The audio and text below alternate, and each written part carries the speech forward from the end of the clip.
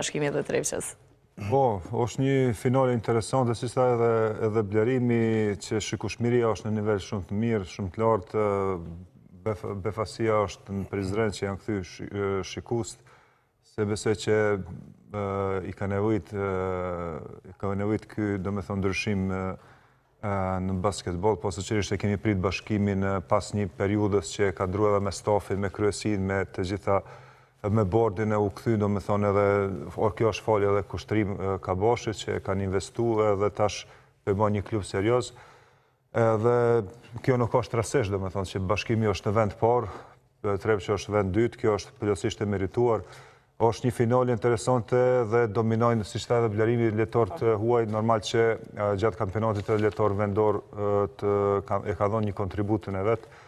por tash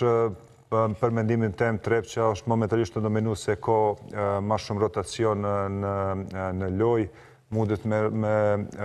bë, domethënë, me pushu lojtar, se kjo, domethënë, gjithmonë finale do në parasysh se është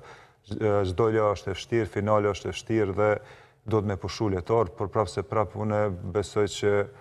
Trevqja pak më shumë dominon se Bashkimi, edhe sepse Bashkimi ka pas përpasi fushë. Okej, të analizojmë të